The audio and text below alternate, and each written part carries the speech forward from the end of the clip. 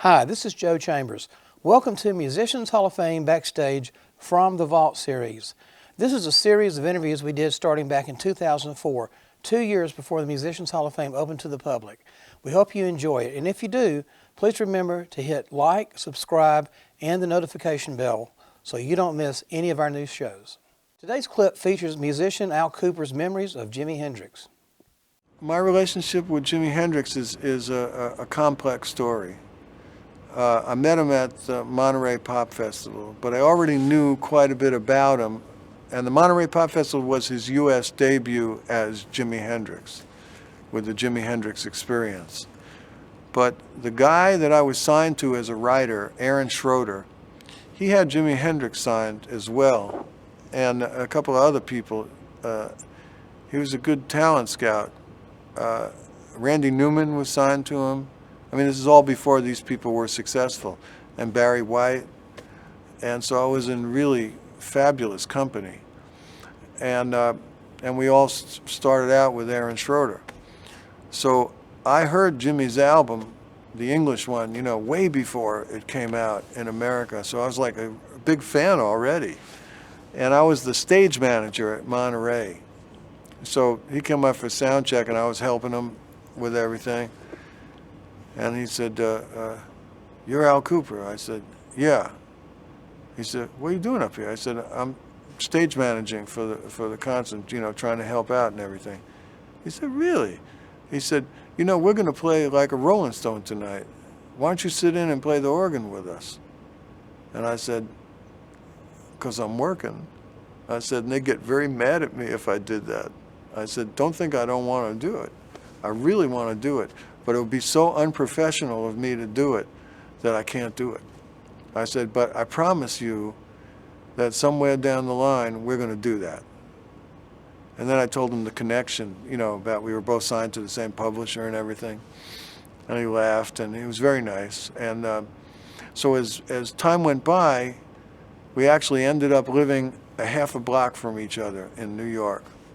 And we saw each other all the time because we ate at the same places, we bought our clothes at the same places, we went to the same clubs, etc. So we became pretty friendly.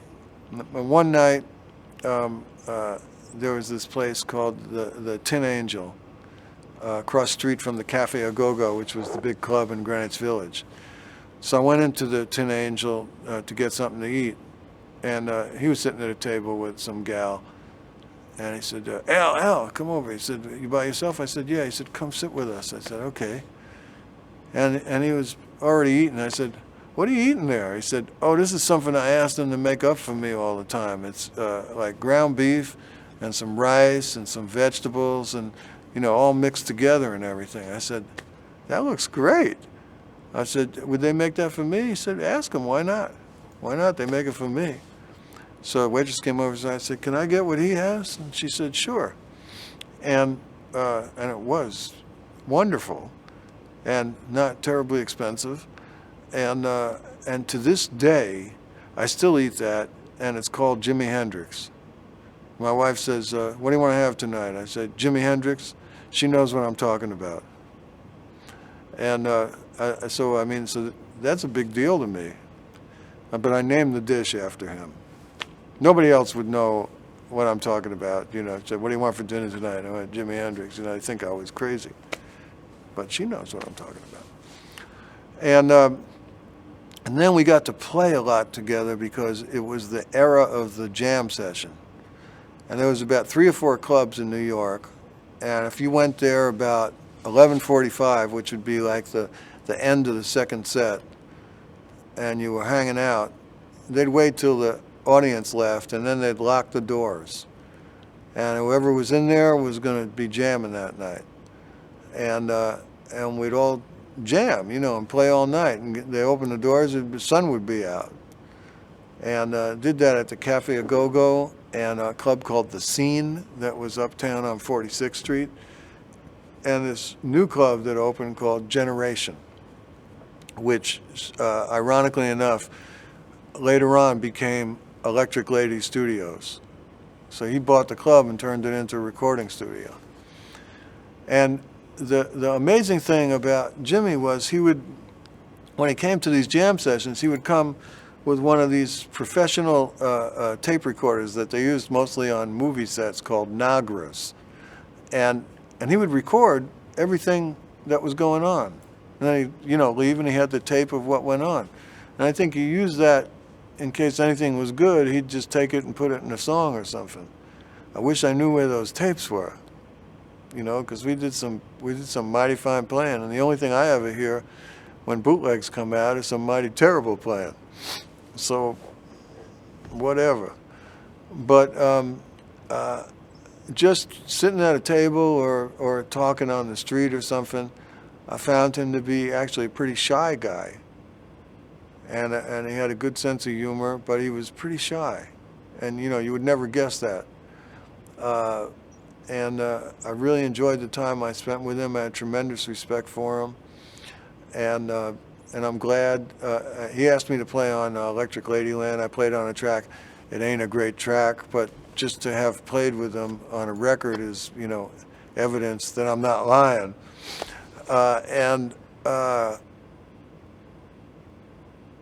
So I got to that session pretty early, and there were a bunch of guitars on stands in the middle of the room, about 6 Stratocasters. So I came in, I sat down, and I said, I wonder if I can make some noise, because, he used to string them backwards and play them upside down, because he was left-handed. So I took one of the guitars and I put it on right-handed, and I was trying to see if I could play it, but the strings were like upside down. And he walked in just then, and he said, you like that guitar? I said, I don't know. I said, some guy strung it all wrong and I can't play it. And he said, why don't you keep that guitar? I said, 'cause it's yours. I said, and I wouldn't do that. And I put it back on the stand, and I felt that was definitely the right thing to do, much as I'd love to have his guitar. And then we did the session, and the next day, his roadie rang my bell and brought the guitar over to the house. And I said, all right, I'm not turning it down now. And so I had that guitar for about 22 years. It was a magic guitar, needless to say. And I strung it up the way it was supposed to be strung.